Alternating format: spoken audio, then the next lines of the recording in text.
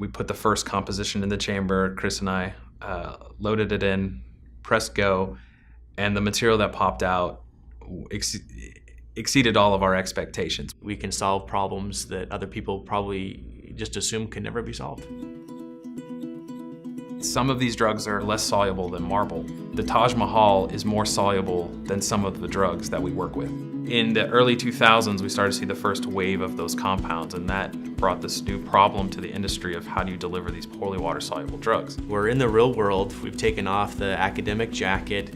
We have problems that a very large, very well-financed pharmaceutical company can't solve the problem. That's when I came to learn about this new plastics recycling technology. What I knew about it at the time was that it was able to process plastic materials that couldn't be processed by extrusion. One of the first questions he asked was, well, can this technology render something amorphous?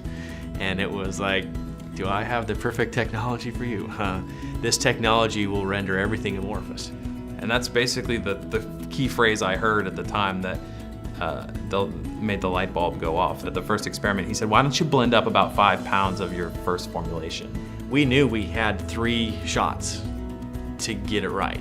10 seconds later, he's made 5 pounds of a formulation I couldn't even make 5 grams of at the university.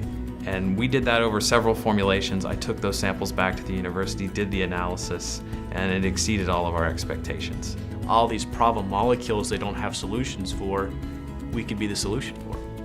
So what Kinetisol does is a non-solvent process, so there's no toxic organic solvents involved in the process whatsoever, and the duration of exposure to elevated temperatures is on the order of seconds as opposed to minutes with other technologies. So Kinetisol enables us to overcome the barrier of breaking the crystal lattice of a drug molecule without the use of solvents and with minimal thermal stress.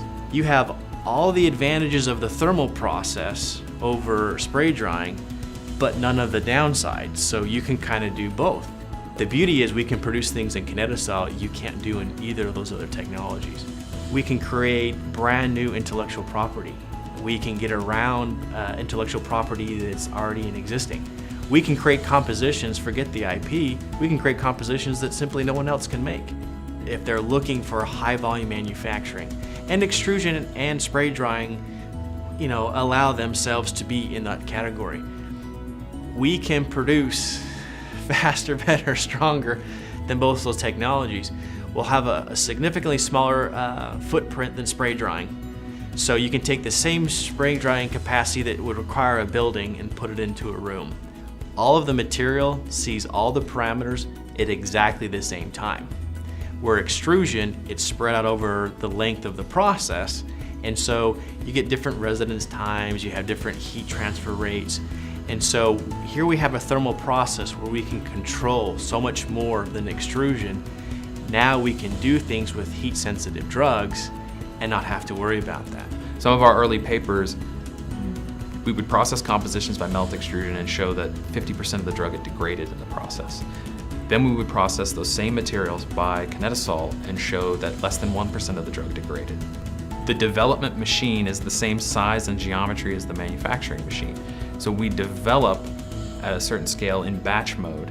Once we've refined the formulation, determined the processing parameters, all we have to do is flip the switch and go from batch mode to continuous mode.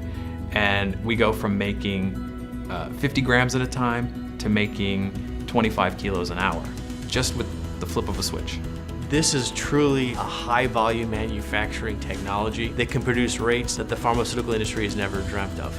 Now we can take a drug that we can formulate in such a way to help people that no other process can. This technology is so unique, it can do things nothing else can do. Therefore, we can help people in ways that no other technology can.